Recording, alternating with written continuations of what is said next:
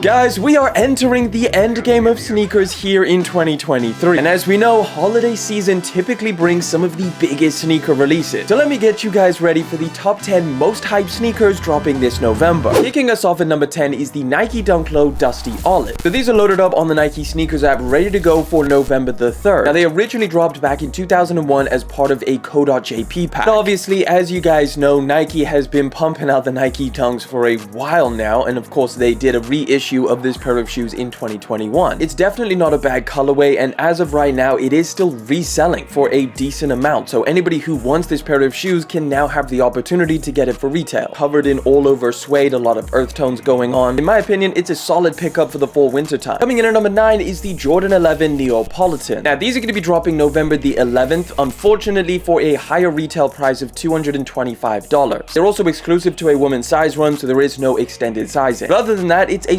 solid colorway of the Jordan 11. It follows along with the Neopolitan theme very well. Obviously, it's pretty simple in terms of a colorway. All over white for the upper, a very dark chocolate brown for the patent leather wrapping around the sneaker. Finishes it off with a somewhat semi-translucent strawberry or slightly pink outsole. But if you don't fit in the women's size range, you're probably better off waiting for the holiday drop, which is going to be the Jordan 11 DMPs or the Gratitudes. Coming in at number 8 is one that popped up very recently, and that is the Ault Converse Geo Forma boot. Now these are going to be dropping November the 7th for $150. So this collaboration had two previous colorways, the all over Vault green and the all over white. But obviously those are two very crazy colorways to put on a pair of boots, and all over black definitely fits with the silhouette a lot better, at least in my opinion. Now I really liked the previous two versions. I think the biggest problem I had with them was the colorway. So having this all over black version has definitely got me interested. A very comfortable pair of shoes, especially considering it is a boot. The upper is all over neoprene. It just zips up and you're ready to go. If you're looking for something a little bit different for the winter time, I think it's a pretty dope option. Coming in at number 7 is the off-white Nike Air Force 1 Mid Varsity Maize. So how many of these freaking Air Force Mids have we got at this point? A ton. I'm not sure if it's the final one, but I definitely think it's one of the better colorways. They're going to be dropping November the 9th for $205. Some of the previous colorways have been off-white website exclusive, so hopefully these get a wider release. I think one of my favorite details on this pair of sneakers is definitely the little Grim Reaper that's embroidered into the back of the heel. Coming in at number 6 is the Nike SB Dunk Low TIGHTBOOTH. As of right now, the leading release date on this pair of shoes is November the 11th. However, it hasn't been officially confirmed. They are definitely supposed to be dropping at some point this November, so just keep an eye out. They're going to retail for $135, and I think as far as a collaboration, I don't think it's up there with some of the incredible ones that we've had this year in terms of Nike SB Dunk Lows. However, it does have a lot going for it. All over, it's just a white and black pair of dunks, so it's going to be very wearable. And there's also some pretty cool details on it, like the all over white panels that you find on it has like this pressed in almost steel looking material. The Nike swoosh is reflective, got nice looking suede for all of the black panels, and just overall I think it's a good looking pair of shoes. Taking number 5 is the Jordan 3 Fear. These are going to be dropping November 25th, coming back for the first time in a decade. These released originally back in 2013 as part of a Fear pack, which included a pair of Jordan 4s and a pair of 5s. As of right now, I'm not entirely sure if Jordan Brand plans to bring back the entire pack. Maybe they'll drop the 4s next year and the 5s the year after. But what we do know is that we definitely are getting the 3s. They're true to the original, looking pretty solid. Personally, I'm not super nostalgic about this pair of Jordan 3 Fears, but if you